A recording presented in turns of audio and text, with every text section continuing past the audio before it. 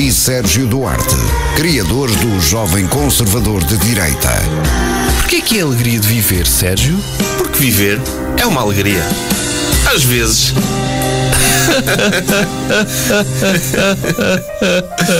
No ar, Bruno Henriques e Sérgio Duarte.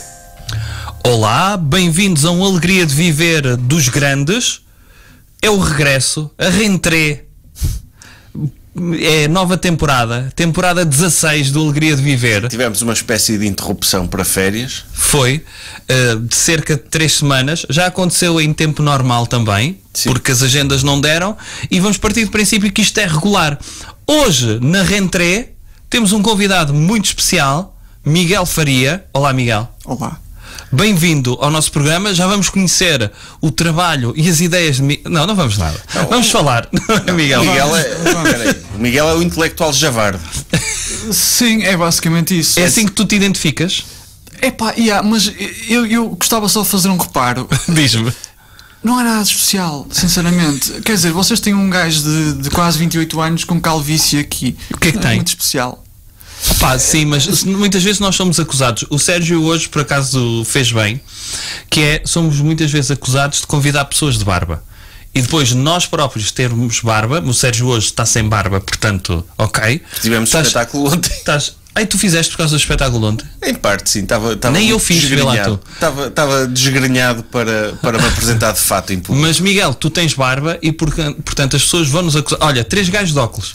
Mas há uma questão, é que imagina, eu posso ter barba por causa de ser careca, percebes? Essa é uma cena lógica que eu te ia perguntar, que é, tu quando vês os teus pares, e estou a falar de carecas, reparas que a maior parte deles tem barba? Sim. Achas que é uma forma de...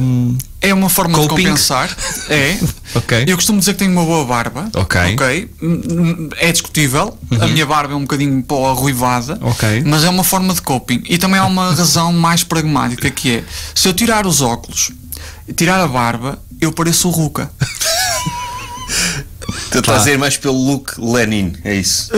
Careca sem querer. Sem querer. Involuntariamente. Não foi uma coisa pensada, até porque eu podia ter uma pera, sabes? Que o Lenin tinha uma pera, yeah, e depois bem feita. Bem feito, e aquilo afinava na parte de baixo, não é afinava? Verdade, afinava. Eu não era capaz de conseguir tal coisa com esta barba. Não dava. Acho que não. E depois ele tinha uma coisa que se usava na altura, que era o Luca Rui Tavares, que era... Dos lados tinha aqueles moneiros. Acho que o próprio Lenin chamava-lhe. Chegava ao barbeiro, faça-me aí um Luca Rui Tavares. Luca Rui Tavares. Tavarovski. Tem que ir para parecer intelectual. Para parecer intelectual tens de ter o cabelo dos lados. Tu achas que, por exemplo, agora há muito pessoal calvo que vai à Turquia e faz transplantes de cabelo. Acho que podia haver um contrário, que era um gajo cabeludo, mas queria ter um look mais intelectual e pedia para ficar calvo, fazer depilação a laser na parte de cima da cabeça. A depilação a laser? Eu acho que faz todo sentido. Porque assim, por exemplo, o João Miguel Tavares, quando tinha cabelo, notava-se mais que ele era burro. Pois era. Agora parece mais inteligente por ser careca. Parece uma fraude, sim. Outro exemplo, o Passos Coelho. O Passos Coelho parece mais intelectual agora que... Mas parece mais maléfico também. Parece mais vilão. Porque entram mais na fase Lex Luthor, não é? É mais... uma mistura de Lex Luthor com Walter White. Sim. O Heisenberg, ele entra aí em Heisenberg, não é? Porque o Passos Coelho, quando ele aparecia com aquele cabelo de jotinha meio aberto, uma pessoa dizia, este gajo não tem nada na cabeça, não fala nada de jeito. Agora não tem nada na cabeça e... Não dizes que ele não tem nada na cabeça. Está cheio de maldade na cabeça. Não tem nada. Dentro. Sim. Mas dizes, ele dentro daquela cabeça está cheio de maldade. E há aqui uma diferença, assim. Uma pessoa leva mais a sério pessoas sem cabelo. É verdade. Mas não acham que isso também é um estigma de atribuir algum tipo de adjetivos de vilão a quem é careca? O facto de estamos a estigmatizar quem é careca? Calvofobia. Sim, realmente. Acaba por ser isso que é. Não pode haver gajos bons que são carecas. O Walter White torna-se careca e vira quase maldade. Mas também pode ser por causa do cancro. Pode acontecer isso. Tens o professor Xavier. É bom, pois. É bom. Esse é bom. Mas lá está. Mas mete uma coisa na cabeça para ser bom.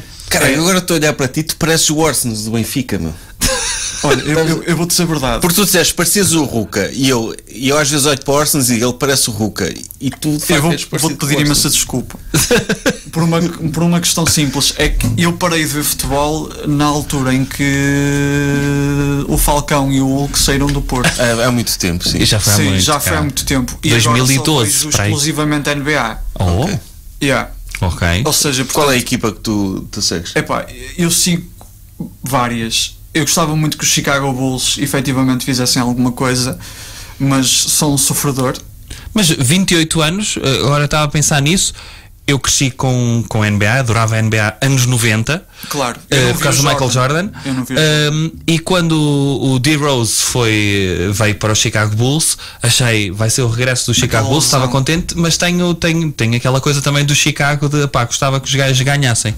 Mas agora tento ver NBA, tento não ter equipas, porque há jogadores que gosto mais, jogadores que gosto Claro. menos, e acabo por apoiar às vezes algumas equipas que eu não suportava na altura em que seguia a NBA.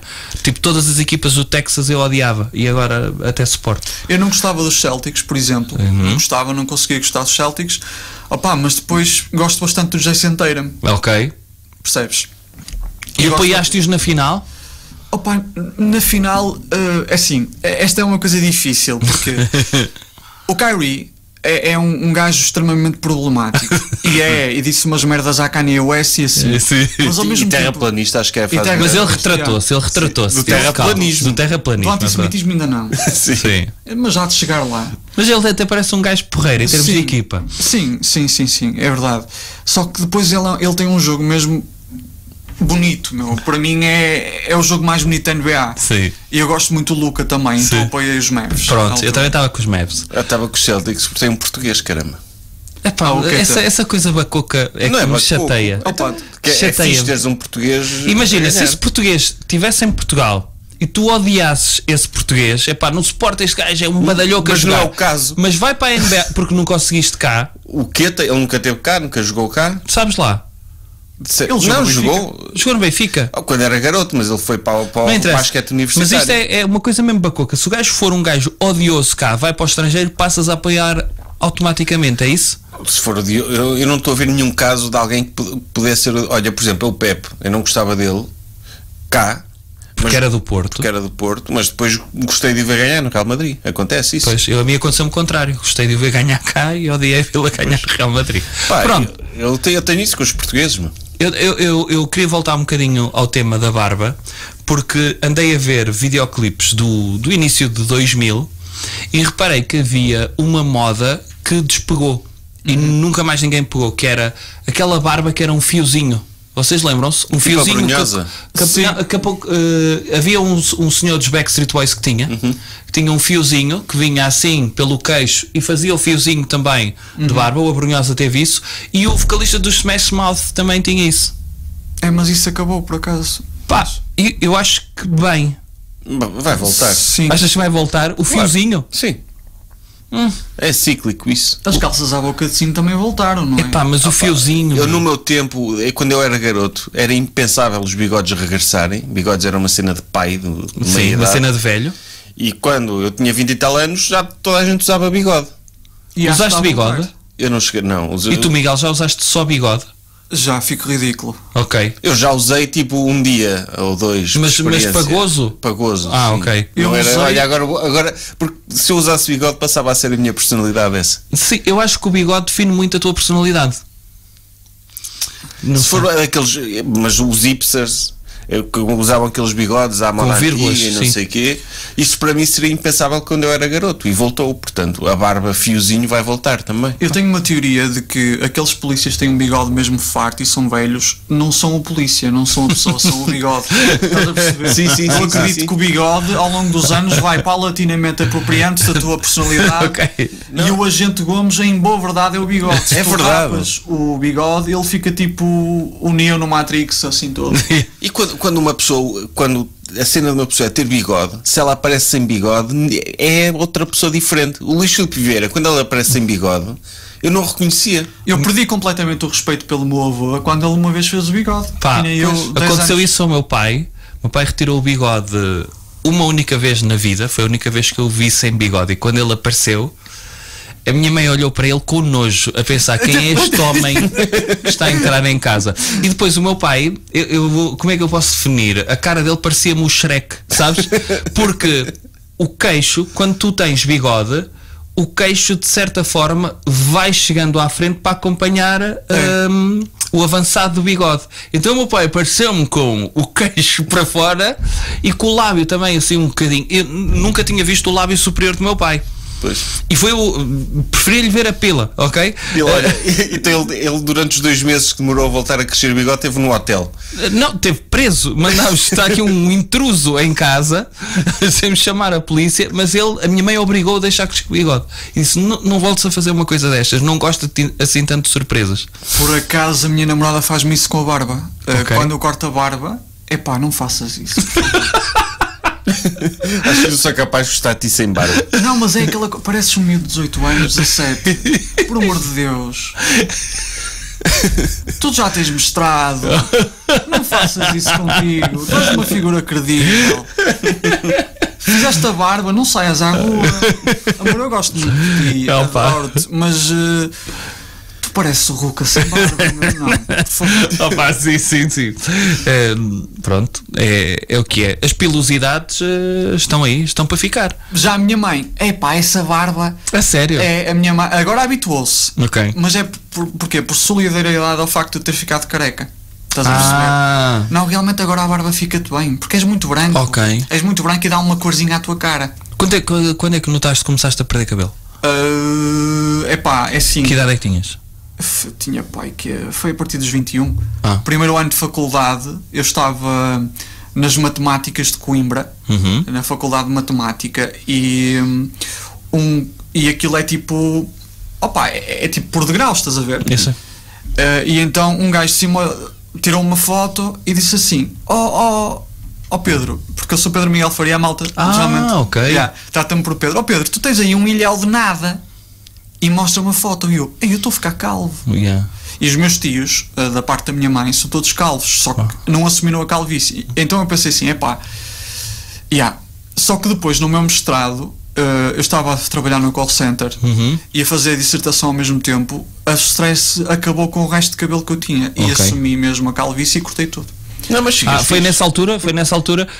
Quando é que se toma a decisão de tirar tudo, não é? Há malta que demora e eu percebo. O Rui Tavares, por exemplo, ainda não decidiu tirar tudo. Não decidiu. Pois. Mas é o Luque Rui Tavares também. Se ele tirasse tudo, acho que não era ele, não é? Mas não achas é o que conhecido Luque Rui Tavares. Mas não achas que nós precisamos de um gajo de esquerda que parece assim um bocadinho um vilão e tem um look assim um Faz bocadinho falta mais isso. perigoso. O Paulo Raimundo é careca também. Mas não Pois tem é. barba. Pois é. Pois. Falta isso. Eu devia ter bigode. Olha ele de bigode. E de bigode ele parecia fácil um polícia, meu. Sim. Depois Eles têm de ter cuidado, os comunistas, com bigode. Acho que se tornou proibido Usar bigode? usar bigode. Pois o último comunista de bigode. Depois de Stalin, nunca mais diz-me um comunista de bigode. Pois, é tipo nazis com aquele bigode a Hitler, não é? Sim, não podem. Yeah. Sequer é de isso. facto eu agora começo a pensar em comunistas portugueses com bigode. E O Lech Walesa não é comunista, pois é o contrário de comunista. o Álvaro Cunhal tinha a cara limpinha, nunca ouvi sequer de barba. O Jerónimo também não. Yeah. O Carvalhas também não. Não, mesmo deputados, há aquele António Filipe. O António Filipe tem barba, não tem? Mas é barba. E Sim. o João Ferreira tem barba e o João Oliveira O tem João barba. Oliveira tem barba. Yeah. Sim. Mas é Bigode barba só. completa. Mas também pode ser uma questão estilística, porque não é qualquer pessoa que fica bem de bigode. Pois. Por exemplo, um gajo que me surpreendeu é o Diogo Faro. Ele fica fixe de bigode. Yeah. Até. Yeah. E eu nunca pensei que lhe fosse ficar bem um bigode. Mas fica ele bem. deixa alguma pilosidade no resto da cara. Sim, é verdade. Não é com. Não Mas é... isso é porque ele é badalhoco. Pronto. Talvez. Talvez. Ele sabe que é. E ele ouve-nos e ele sabe que é. Olhem aqui esta minha teoria, que é o bigode do Hitler desapareceu, mas não sei se lembram, houve uma fase em que havia a mania de usar mosca. Só. Sim, os espanhóis, sobretudo. A pera. Mas é esta parte. parte. Mas isso é uma cena que eu sei os espanhóis. Mosquinha, sim. Mosquinha. Mas espera, não achas que foi uma transferência só de lugar? Tipo bigode Hitler para baixo. Para baixo, que é, ok, usar aqui não é, mas eu gosto, percebem? E vou usar em baixo. Mas quantos nazis Exatamente. é a mesma coisa ser que uma o partido cena nazi, ucraniano, que em vez de ser nacional-socialista era social-nacionalista. Estás a ver? É isso. É Pá, isso. eu acho que a mosca foi o bigode a Hitler 2.0. É uma pita de cachorro para a extrema-direita. Mas olha, está aqui uma boa transição, porque tu tens mestrado em ciência política, tens um canal político, o intelectual, o Javarde Intelectual. O canal é Miguel Faria. Sim. O Javarde Intelectual é uma rubrica de vídeo-ensaios. Ok. Olha, mas espera, tu lembras da página Facebook, o Intelectual Brejeiro? Não conheces essa página? Não, Era das não minhas conheço. páginas favoritas. Ainda está online. existe? Deixaram de publicar há anos, mas vai ver porque eles metem tipo pensamento sucinto de escritores, de filósofos, apenas em memes. Epá, e eu ri-me muito na altura com essa página e fez-me lembrar o Intelectual Brejeiro. O teu é o Javarde Intelectual. O Javarde Eu Intelectual. até posso contar a história de como é que Conta. surgiu. Ora, Sim. eu estava em Coimbra e pronto, eu sou um gajo de Braga e eu numa conversa, por exemplo, sobre Kafka, eu vou dizer caralho. Ok. Vou dizer Mas aqui caralho. não devia. Pronto, foi Strike o único. one. Foi o único. Strike one. Pois Está a dar em verdade. direto na Pois rádio, é, ok? verdade. Peço imensa desculpa. Mas pronto, Acontece. Um dá. Strike one. Esqueci. Um Pedimos dá. desculpa à ERC se estiverem a ouvir. Sim, que está sempre a ouvir. Sim. Mas foi o único. Pronto, e está a pedir desculpa feita, Epá, está-se bem. que sabes Pronto, que mas é? quando eu estava dizes. com o registro de livros da pica na Yeah. cabeça. Desculpa. Esqueci-me completamente que estava na rádio. Meu. Mas então estavas a dizer que o normal, não é? Site. Sim, estou a ter uma conversa sobre Kafka e digo palavrões. Yeah. Ou faço associações escatológicas ao mesmo tempo é que estou a falar de Dostoiévski. Sempre fui assim. Sim. Então, o que é que acontece? Um gajo que era o meu colega de quarto vira-se para mim e diz assim: epá, tu és a mistura perfeita de um intelectual com um belo de um javarde. Depois, mais tarde, quando eu faço o primeiro vídeo do Javarde Intelectual, o objetivo era ser um podcast de humor. Só que rapidamente eu percebi que eu queria mesmo era falar de política no YouTube. Até porque falar de humor no YouTube é difícil porque tu esgotas os temas muito rápido. Ou seja, não é fácil ter uma regularidade. O que vocês fazem é difícil. Não, mas o que tu fazes, tu não abandonaste o humor. Pois não. Sim, mas Eu o vi o humor é react. acessório. Tu fizeste um react a uma intervenção da Rita Matias que eu vi agora recentemente no Parlamento sobre no Parlamento Jovem. Alguém fez uma pergunta sobre direitos LGBT e tu tens piada a comentar aquilo. Sim. Não forças a piada, mas inevitavelmente se estás a falar. É verdade, sim, mas é um elemento acessório agora, percebes? Ou seja, o objetivo é tentar tornar a política uma coisa relativamente simples, mas eu vou diversificando. Eu tenho vídeos mais complicados, tenho vídeos mais. Mas tento sempre aligerar com uma piada aqui e acolá para a malta não se. Para não dispersar. afastar, para não dispersar. Yeah. Tu Porque é conheces importante. a ContraPoints?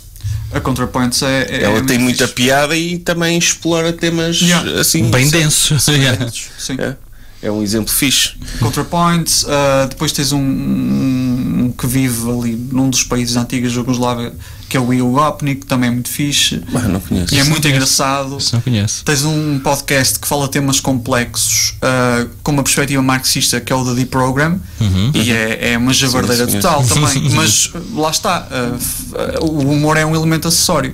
Então eu queria ser humorista, mas como eu estava constantemente a estudar o fenómeno do André Ventura e do Chega na minha dissertação de mestrado e tinha o call center, só me dava para falar daquilo porque a minha vida estava circunscrita àquilo. Então eu faço um vídeo a falar sobre, na altura, acho que foi aquele apoio que o Costa deu, os 120 Os 120 euros, 120 euros. Epá, e o vídeo, ao contrário dos meus outros vídeos, teve muito mais visualizações. E eu, porque é que eu não começo simplesmente a falar de ciência política? Yeah. E foi assim que começou. Só que manteve o nome Javarde Intelectual. E a malta gosta, percebes? Mas atualmente é um canal de ciência política, com uma perspectiva marxista, com umas larachas pelo meio, porque eu acho que é importante que a esquerda também não se leve demasiado a sério. Sim. E consiga discutir todos os temas sem ser demasiado intelectual e saindo um bocadinho daquela posição altiva que às vezes a esquerda académica tem e que eu detesto. Tu fazes um trabalho fixe nesse aspecto e muita gente não faz isso, de falar política de uma perspectiva socialista com piada e com ligeireza e que explica as coisas, porque uma pessoa, nós recentemente, eu e o Bruno, criámos um canal dos livros da Pica, um canal, uma conta Google que não foi utilizada, do zero. O gajo abre o YouTube e apanha logo aqueles Gonçalo Sousas do Chega, os Numeiros, o Miguel Milhão. Por defeito, é o que o algoritmo sugere-nos isso. Mas vocês já repararam uma cena, e por acaso é um fenómeno que eu tenho estudado muito, porque o meu canal cresceu muito quando eu comecei a ter contacto com comunistas brasileiros que já fazem isso lá. Tipo o Ian Neves, Gustavo Gaio Fato. Eu depois dou-vos os canais todos, vai ser muito fixe. E eles têm piada. Uns mais do que outros, o Ian é mais sério, por exemplo. O que eu percebi é que a direita e a extrema-direita têm uma espécie de funil algorítmico. Ou seja, uma coisa é um Numeiro, que é um gajo muito mais despolitizado, outra coisa é um Gonçalo Sousa. O Gonçalo Sousa é um gajo abertamente politizado, ao passo que o Numeiro é um tipo que diz umas larachas de vez em quando que roçam a direita e a extrema-direita, umas cenas conservadoras. A extrema-direita tem um funil em que tu vês um vídeo do Numeiro, começas a... Realmente, a mulher devia estar na cozinha. E depois, eventualmente, vais parar a um Gonçalo Sousa, a um Afonso Gonçalves, etc, e por aí. E à esquerda não existe um funil. Ou seja, eu acho que é importante também exista, além de gajos que falam abertamente de política, gajos que estão a jogar um jogo, mas digam umas larachas, só que tipo, à esquerda, estás a ver? Mas se tu fazendo o que tu fazes, se tu fosses de centro-direita ou liberal, já tinham convidado para ir à SIC Notícias comentar. É verdade. Dizem-me isso quase todos os dias. Mas é verdade. E olha, falámos do Diogo Faro. Eu farto-me de rir quando vejo gajos acusar o Diogo Faro. Tu viraste para a esquerda ou começaste a falar de coisas mais políticas para o público. É o contrário, não? É o contrário, não é o mainstream pune pessoas que têm perspectivas mais de esquerda e não há... Primeiro que ele não virou muito porque ele é filho de um cantor de intervenção. Sim, mas a comédia dele era mais despolitizada. Despolitizada, sim, mas não foi preciso fazer uma grande transição. Não. E ele próprio faz uma autoscopia àquilo que fazia antes e retrata-se de muitas coisas que disse, porque as pessoas podem evoluir e as pessoas podem ter dito coisas numa determinada altura que se arrependeram e dizer, também já fiz coisas que me arrependi. Mas eu concordo com agora. Se o Diogo Faro agora virasse tipo para uma iniciativa liberal da vida e começasse a fazer piadas, a gozar com a esquerda e a dizer que o livre mercado é espetacular, ele estava para com... Eu por acaso já disse que ele devia fazer isso. Sim. eu tenho de admitir que todos os dias eu penso, vou-me manter agarrado aos meus ideais ou vou virar de extrema-direita, porque eu sei que se virasse de extrema-direita, esquece-me. E o TikTok? Nós também com a cena do TikTok. Um ex-esquerdista ia ser tipo a estrela lá dentro. Estão a ver, este gajo era de esquerda radical e viu a luz. Esse tipo de transição. E pronto, eu disse isso ao Diogo Faro na brincadeira. Se ele fizesse essa transição, a brincar, obviamente. Eu já disse à minha namorada que se aos 40 anos eu não estiver melhor socialmente, socioeconomicamente, vou virar e vou-me tornar o ex-esquerdista que agora descobriu a verdade. Why left the left? Fazer esse vídeo. Exatamente. São os gajos que há muitos deles a fazer muitos de dinheiro com esse esquema, com essa coisa, porque é que a esquerda é má. Eu próprio percebi, o Casita Seabra fez, não é? Por exemplo, de fazer carreira em torno de ser um ex-esquerdista. Mas olha que há um gajo que até fez carreira em torno disso, é um gajo muito conhecido e muito consensual entre os neoliberais. O Hayek fez parte de círculos socialistas na sua juventude. Sério? Não sabia. E é por isso que eu considero que ele é um neoliberal até mais perigoso, porque ele domina o suficiente os círculos socialistas para lhes conseguir tecer algumas críticas mais ou menos coerentes. Não é, por exemplo, como um von Mises ou um Rothbard, que eram completamente mamados daquela cabeça. O Steve Bannon, o gajo apropria termos de esquerda a seu favor. O gajo consegue fazer isso, e as classes desfavorecidas acabam por sentir que ele está a falar para elas com uma agenda completamente reacionária e liberal. Mas o fascismo sempre fez isso também. Tipo, não podemos falar do Mussolini, mas também podemos falar do Francisco Rolão Preto em Portugal. Sim. O Francisco Rolão Preto tinha um bigode Hitler. Tinha o bigode Hitler. Tinha. Sim, Tinha. Mais agordalhado, sim. Mas é verdade. O Francisco Rolão Preto tinha um discurso abertamente anticapitalista, mas era um anticapitalismo reacionário. Era aquilo que se chama um anticapitalismo pequeno-burguês, ou seja, ele era muito mais a favor dos pequenos comerciantes que estavam a ser completamente vilipendiados pelos novos grandes capitalistas, ou seja, ele queria voltar a uma sociedade em que os pequenos artesãos, os pequenos burgueses realmente tinham uma preponderância no comércio e assim. Daí depois a adaptação do corporativismo, porque lá está, o corporativismo e a divisão da sociedade em corporações é precisamente uma herança da Idade Média e das corporações de classe e assim. Tu percebes mais isso do que eu, porque tu és de história. Então, sim, o fascismo sempre fez essa adaptação de temas de esquerda e é por isso que muita gente diz que e tal que o fascismo é de esquerda, mas não, sempre foi baseado numa ideia de fazer uma revolução contra-revolucionária, que é vamos voltar ao passado, antes destes capitalistas assumirem o poder, a um tempo de pequenos comerciantes em que a sociedade estava dividida de uma forma mais orgânica e assim. Sim, é sempre voltar aos anos 50 ao tempo da Era Dourada, que seja que era dourada fosse essa. Era sempre esse o discurso. Sim, que passa também por reescrever o que é que aconteceu nessa Era Dourada. Como é óbvio. Sempre. Sim. Ou então é vago. Ou tipo, então Make America Great Again, não é? Sim. É relação a quê? Mas o Stalin acaba por fazer isso quando abandona, não é, a ideia da revolução constante, o Trotsky, não é, e que diz, não, vamos tentar fazer o comunismo num país só, apesar de ter a Terceira Internacional a dominar depois todos os países comunistas. Mas o Stalin diz mesmo que, ok, vamos tentar isto, mas dentro dos termos que temos dentro da Rússia. Portanto, ele não é um ideário internacional que faz e que tenta implementar na Rússia, é um ideário russo e que tem raízes no czarismo. Ele vai buscar muitos elementos czaristas para aplicar, e é por isso que depois o stalinismo é uma brutalidade para com o seu povo também. É uma figura relativamente complexa, porque tu também tens ali um período em que ele diz que, não, atenção, socialismo num país só, mas porque nós precisamos ter um país forte para conseguir internacionalizar o movimento proletário internacional. Mas ele faz o mesmo aquele, primeiro os nossos, depois logo se vê. Não é depois logo se vê. Ele mantém também teias para controlar todos os outros. Daí terminado também a Revolução Espanhola, não é? Sim, claro. A Guerra Civil em Espanha foi um momento problemático do movimento comunista internacional, de facto. Foi. O que é interessante é que eu compreendo a necessidade também de, na altura, industrializar e fazer o tal socialismo num país só por causa da guerra e do esforço de guerra. Claro. Há também uma razão material para tal. Agora, eu acho que a União Soviética chegou ali a um ponto, e particularmente após o Khrushchev, em que deixa de apoiar movimentos com tanta preponderância como o fazia, que foi um momento muito problemático. Agora, já que falamos de cultos, de personalidade...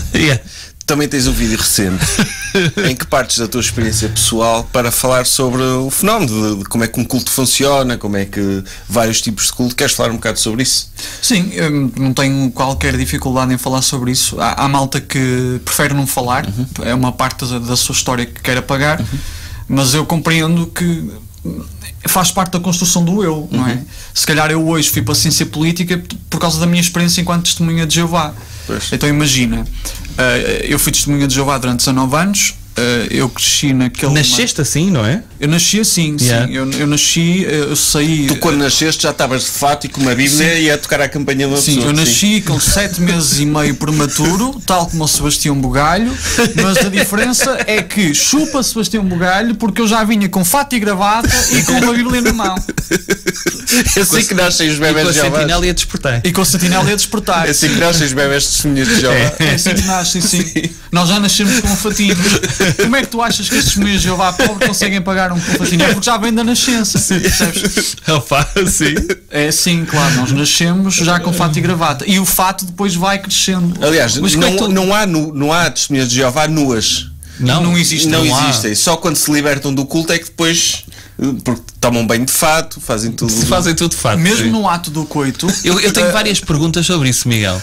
Que é sobre indumentária, precisamente. Se existe, sei lá, algum debriefing acerca de como ir aos sábados à comunhão, não é? Ao Salão do Reino. E a questão do andar no dia a dia, se existe algumas dicas de como andar vestido. Ora, essa é uma coisa curiosa, porque antigamente as mulheres não podiam usar calças. Ok. Mas agora houve uma alteração, pelo que eu soube, e as mulheres já podem usar calças no contexto do Salão do Reino. Ou seja, já podiam usar calças na vida cotidiana, mas quando iam para o Salão do Reino, que é o local de adoração das Testemunhas de Jeová, é tipo uma igreja, basicamente, tinham de ir de saia. Agora já podem ir de calças. Ok. Mas até eu sair, pelo menos, as mulheres tinham de ir de saia, muito modestas, não podia haver decotes, a saia não podia ser muito apertada, porque podia despertar os desejos dos irmãos e levá-los a tropeçar. Ok. E com tropeçar, ambos sabemos o que é que eu quero dizer. Sim, né? desviar do caminho da virtude. Desviar do caminho, sim. Okay. Eles até citavam muito um texto de São Paulo, não é? Do apóstolo Paulo, que é: se este olho direito estiver a fazer desviar o esquerdo, eu arranco, ou qualquer coisa assim. Okay. Acho que era qualquer coisa assim. A memória já me está a falhar ao nível dos versículos. Mas eu acho piada só a ideia: tu com o direito estás a olhar para um decote e para o esquerdo estás a olhar para outro sítio. E eu, São Paulo, isso chama-se estrabismo. Coitado. Mas sim, e eles usam muito esse discurso de não faças nada que desencaminhe os teus irmãos. Mas quem é que dizia isso e em que contexto é que dizia isso? Era tipo, às vezes eles estavam a dizer: irmãs, porque tratámos-nos todos por irmãos, estás a ver? É quase como tratar por camarada. Tratávamos-nos todos por irmãos e irmãs, se porventura vocês estiverem a usar uma roupa justa, pensem naquele irmão que tem uma esposa e começa a olhar para vós, os problemas que se pode gerar em casa. Não desencaminhem o irmão, não o façam tropeçar. E depois citavam um texto do apóstolo Paulo. Sim, mas isso nem vale a pena falar da homossexualidade, então, porque isso é tema tabu, pois. É um tema. Quer dizer, eles dizem que não são homofóbicos. Eles não condenam a pessoa, só condenam completamente e terminantemente a prática. Há um novo reality show que se passa com Mormons, em que são mulheres, em torno de mulheres casadas com homossexuais. Ou seja, são homens homossexuais que são forçados a casar com mulheres e elas estão a ajudá-los a superar isso. E então eu vi um clipe dessa cena que era: pá, nós temos de aceitar, olha, eles agora foram a um acampamento com amigos, porque para confraternizar também é importante. Isso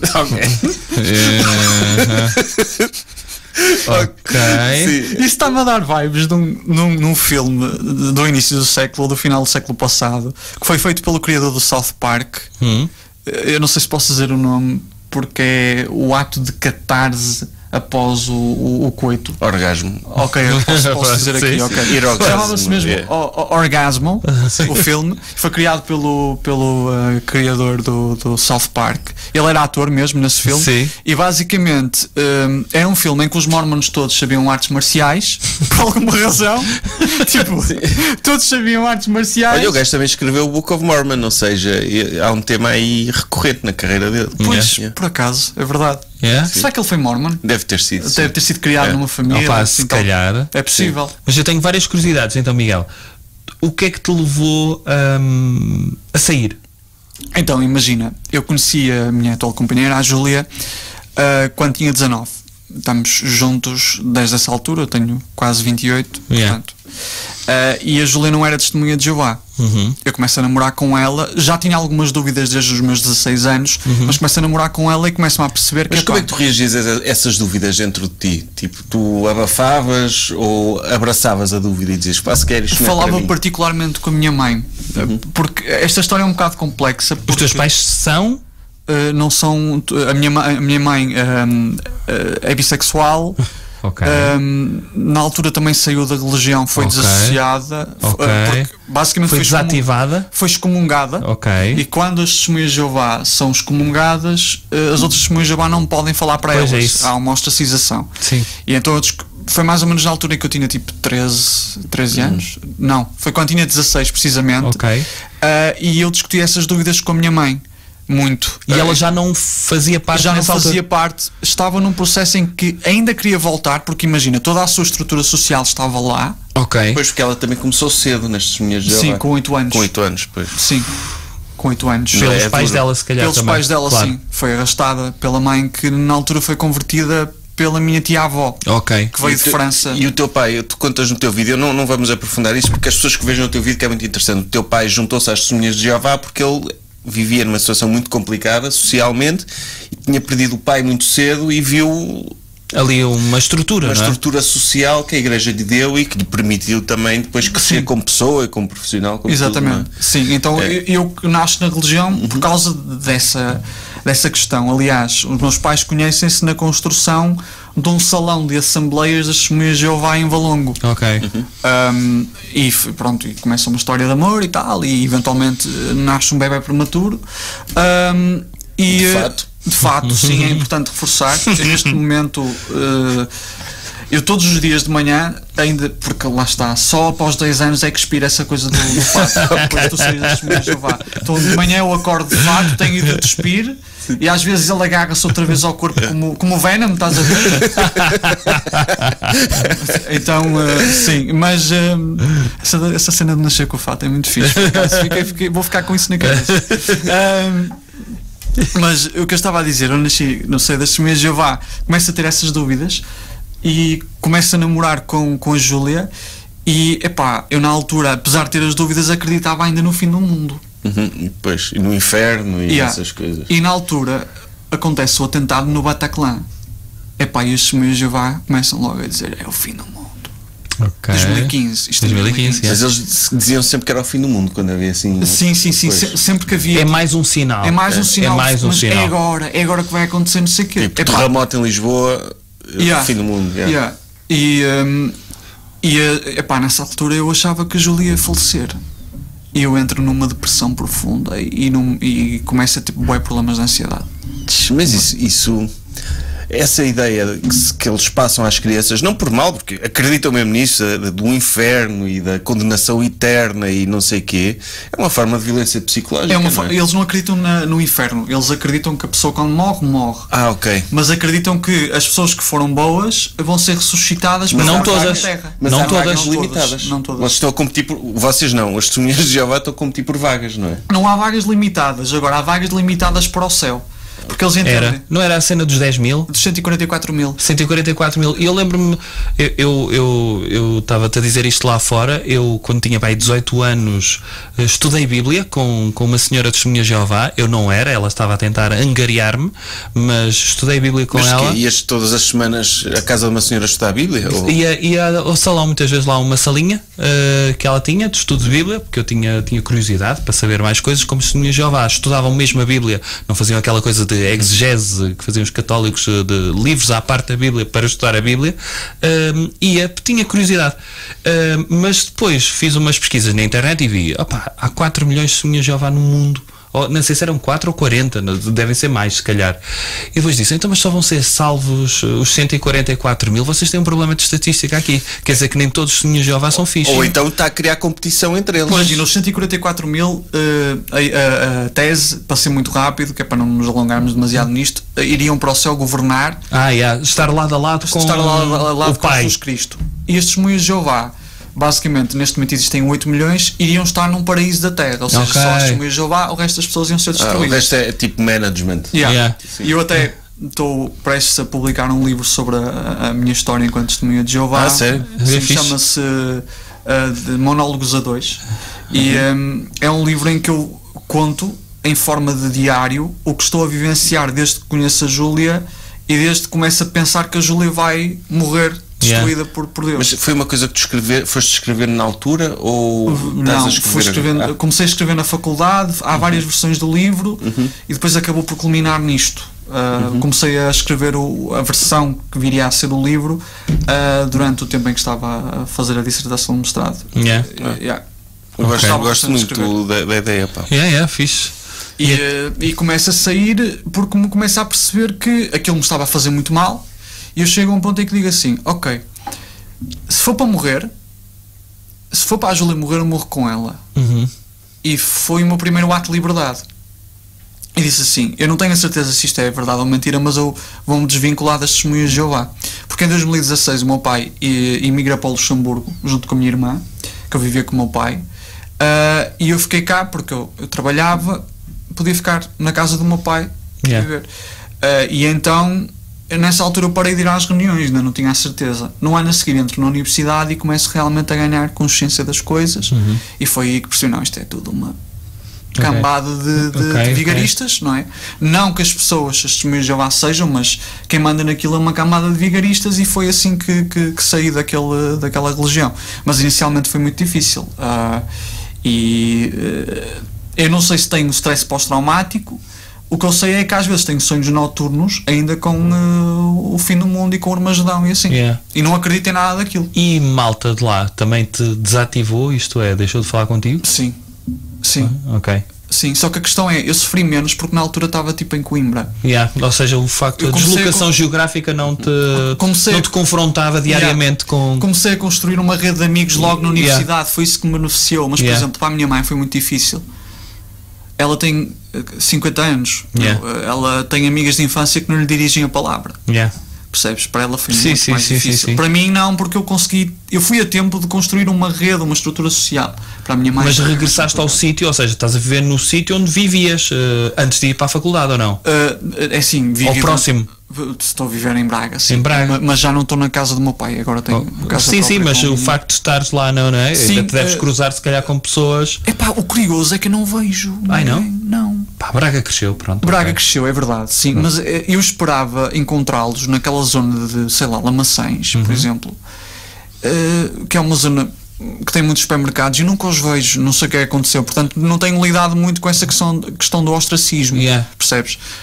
Mas também já não me custa. E também não culpo as pessoas que estão lá dentro. Sim.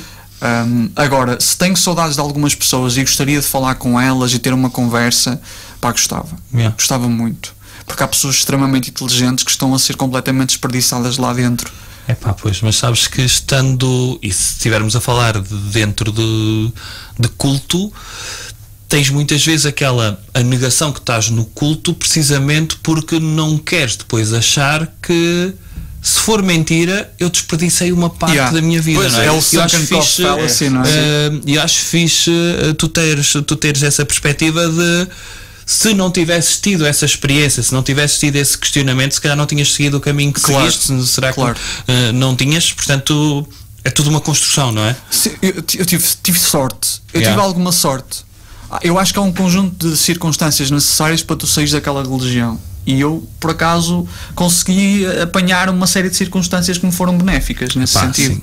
A cena de mudança geográfica é uma delas, é uma brutalidade, e depois o facto de também entrar na universidade e veres pessoas também que vêm de sítios tão distintos, o facto de estar na Alta de Coimbra, tu estiveste lá em cima na Faculdade de Direito na Alta, na Faculdade de Direito, portanto, os cultos isolam socialmente as pessoas e o facto de estares perante se calhar pessoas de outros cursos, pessoas que têm outras ideias que te vão se calhar despertando, ou que vão respondendo às tuas dúvidas que começaste a ter aos 16 anos também, e dizer, olha, este pessoal também tem as mesmas dúvidas que eu. E depois se calhar, comecei a politizar-me e tal. Isso ajuda, mas essa tua experiência ajuda também a seres empático para com pessoas que estão noutros tipos de cultos, não é? Por exemplo, estão noutros tipos de até cultos. Políticos, de cultos empresariais, depois agora todo um tipo... Ou até mesmo pessoas que votaram no Chega.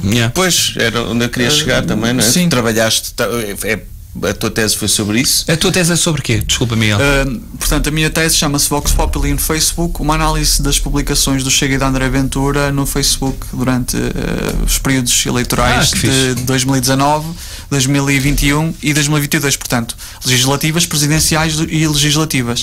Analisei as publicações de Facebook com uma ótica do populismo, portanto, eu especializei-me no meu mestrado na investigação do populismo.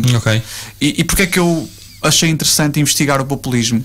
Porque de facto essa ótica de divisão de uma sociedade em bons e maus, existe um povo puro e virtuoso, mas elites corruptas, tem uma tónica muito religiosa. Eu identifiquei assim algumas similaridades com o que eu via no caso das Testemunhas de Jeová, o tal manicaísmo, e disse, não, olha, vou explorar isto. E acabei no Chega. Comecei a investigar antes do Chega ser a grande cena, mas depois acabei por investigar o Chega e o André Ventura. Eu acho que há um fenómeno curioso, porque o Chega, numa fase inicial, e ainda deve ter, mas numa fase inicial, a coluna vertebral do Chega nas redes sociais era o pessoal das igrejas evangélicas. Sim. E que pelo menos uma das pessoas que controlava os grupos todos do Facebook, uma Lucinda não sei o quê, nós chegámos a receber comentários dela, mas pronto, essa pessoa era evangélica e cortou com o Chega porque achou mal o André Ventura usar Deus para fazer campanha. Achei engraçado que o mindset culto estava lá, mas mesmo assim, atenção, o meu culto principal está acima deste culto secundário. Claro. E mostra coerência da parte da pessoa, pelo menos. Por mais que eu. Demonstra, e por exemplo no Brasil eles já arranjaram todo um arcabouço teórico para demonstrar que não há nenhum tipo de incoerência em terem uma bancada evangélica no Congresso e ao mesmo tempo defenderem a evangelização. Em Portugal é mais difícil. Portugal é mais difícil, porque também lá está, com a Igreja Católica e assim, nós não temos aquele culto à prosperidade e esse tipo de coisas. Acho que isso também não temos. Da mesma maneira que... O Senhor de Jeová também não tem isso. Diferencia-se dos restantes. Não existe culto à prosperidade. É muito uma ideia de ser de quase carestia, de sermos pessoas humildes, não vamos para a universidade, nada de ir para a universidade. E tu fazes aquela coisa de aos fins de semana ir tocar à porta das pessoas? Sim, desde os meus 6 anos. De fatinho e gravata. Pois, mas lá está, eu nasci com ele, portanto. Isso preparou-te para seres um bom operador de call center, não é? Sim, sempre. Lidar com a rejeição. Sim. É assim, eu não tinha de lidar com necessariamente a rejeição, porque as pessoas viam um garoto que também não ia ser antipáticas com o miúdo, mas... Não sei. Tu não tens não noção. Sei, Sérgio. Eles não viam o garoto, viam o que representava. E se tu vives num Portugal também profundamente católico, o ver isto é quase como um antagonismo. E tu sabes que o Braga tem ali uns contornos reacionários e tal, com mel e não sei o que. Malta não gostava nada das Testemunhas de Jeová, pelo menos no meu tempo. Eu tive velhos a oferecer-me porrada, só que a única sorte que eu tinha aqui ia acompanhado do meu pai. Mas eu aprendi. Como é que tu lidavas com isso, com essa rejeição do mundo exterior? No fundo, porque na tua cabeça eu estou a ajudar estas pessoas a serem melhores, não é? Porque se elas vierem para o meu grupo vão estar melhor do que se ficarem excluídas. E recebes uma antipatia completa e agressividade. Como é que tu reagias a isso? Eu reagia muito mal porque achava que estava a fazer uma coisa boa e lidava geralmente com rejeição. Mas a forma de coping das Testemunhas de Jeová é pensarem, eu sou especial. Faz parte de um grupo seletivo de pessoas. É isso. Só que eu não me sentia especial. Eu não estou a conseguir fazer o meu trabalho, eu sou incompetente. Era assim que eu pensava já desde miúdo. Eu martirizava-me muito com isso. Agora, a abordagem, eu não sei se eles continuam a andar de casa em casa, mas pelo menos tem aquela banca. Banquinhas banca. Agora tem uma banca. Ou seja, eu acho que as Testemunhas de Jeová se foram sedentarizando, particularmente após o Covid. Que agora há muitas reuniões, não é? Que são por Zoom ou por Meet, ou há malta que deixou de ir diretamente ao Salão do Reino durante o Covid. Eles continuaram a ter as reuniões. E agora, desde o Covid, que não ponham um pé no Salão do Reino. E eles até estão a ter alguns problemas com isso. Parece que estás a julgar essas pessoas. Não estou a julgar. Esses preguiçosos, eu tive de ir lá. Estás a ser bem competitivo com eles. Não estou a julgar, sim. Estou a julgar, quer dizer, eu tive de andar nas aldeias dos arredores de Braga com 6 anos a subir subidas que eu nem sei como é que era possível que os carros conseguissem subir aquilo. Quanto mais uma criança com umas pernas pequeninas. Talvez fosse o poder do fato. Estás a perceber? E tu tentavas evangelizar os teus amigos? Sim. E na escola tenho curiosidade, que é o facto de haver algumas coisas que eram confronto de ideias, sobretudo em história. De história tens um problema. Como é que lidaste com o 7º ano? Porque eu sei as teorias dos dinossauros que os criacionistas muitas vezes têm. É que... mas as Testemunhas de Jeová acreditam que os dinossauros existiam. Mas que eram coevos do coisa ou não? Coevos dos homens? Não. Eles acreditam que no período da criação, que os dinossauros, imagina, eles acreditam que durante aqueles 6.000 anos de criação aconteceram muitas coisas. Certo. E no 7º dia Deus parou para descansar. Durante esse período de 6.000 anos houve os dinossauros. Porque tens a cena de um dia para Deus é diferente de um dia para nós, não é? Sim. Pode ser assim. Agora, o que eles dizem é que, por exemplo, os fósseis não têm a idade que têm. Pois é isso, a cena sim, foi mais em ciências até. Questionam muito a questão do carbono, não é? O carbono 24, carbono 16, carbono... Pronto, isso o carbono. Pronto, mas a cena da arqueologia, que é, muito vago, é muito vago e, portanto, claro que aquilo não tem milhões de anos. A questão de lidar com os milhões de anos e em história lidares com os australopitecos, porque é o tema do 7º ano. Australopitecos, não é? Os Homo habilis, Homo erectus, que Testemunhas de Jeová, zero, acreditam zero nisso. Foi difícil, mas como é que eu fazia na minha cabeça? Eu gostava muito de banda desenhada e assim. Portanto, na minha cabeça era como se estivesse a decorar ficção. Sim. Uma vez uma testemunha de Jeová com que eu falei quando era miúdo que me disse isso. Aprende isso, mas é tudo mentira. Pois é isso. Mentira, eu era bom aluno, tinha boa memória, percebes? E na altura... Olha, depois serviu-me para retomar quando li, por exemplo, o livro do Yuval Noah Harari, o Sapiens. Sim. Pronto, o Yuval Noah Harari tem assim algumas coisas problemáticas, mas foi fixe retomar depois no livro do Harari. Mas na altura acho que nem foram as cenas mais difíceis. Era mais quando tu tinhas de fazer um desenho do Natal. E eu não podia fazer, tinha de fazer uma coisa. Sim, mas os professores já estão preparados para isso também. Mas na minha altura não estava. Não me parece. Tive uma professora que existe a questão da liberdade religiosa, não é? Mas nessa altura, então? nessa altura tu está bem, mas o que acontece numa sala de aula fica na sala de aula muitas vezes. No meu tempo, pelo menos. E no vosso. Eu era bué discriminado por alguns professores. E o que é que acontecia? Eu, como não podia desenhar coisas de Natal, fazia um desenho alternativo. E era sempre o Sonic, porque eu gostava muito do Sonic. Ou seja, eu acho que uma coisa a retirar boa das Testemunhas de Jeová é que ainda hoje eu consigo desenhar o Sonic de cabeça. Desenhava o Sonic. Desenhava o Sonic, sim. Ou seja, o meu desenho natalício e da Páscoa e de qualquer outra festividade era o Sonic. Portanto, até se podia fazer um culto religioso a partir do qual o Sonic era Deus. Olha, e tem outra questão que é: tu nunca celebraste aniversários? Até aos 19, não. E agora celebras? Agora celebro, sim. E gostas, ou como não celebraste até aos 19 é uma coisa? Eu gosto, mas eu até te vou dizer que o que eu gosto mais é o Natal. Porquê? Quais eram os filmes que davam sempre no Natal? Era Sozinho em Casa, era o Harry Potter, e assim. Venho de uma família que só tem internet e TV capa quando eu tinha 15 anos. Então, só nos reruns da SIC é que eu conseguia ver, e da TVI, mas particularmente a SIC, não sei porquê, Sozinho em Casa, Harry Potter às escondidas do meu pai. Pois, porque o Harry Potter tem a questão magia, do ocultismo. Exatamente, estes meus já não podem. Então eu já tinha uma relação assim de afetividade com o Natal. E quando finalmente o pude celebrar, foi um momento muito especial para mim. Então eu gosto muito do Natal. Natal fora do armário, estás a ver?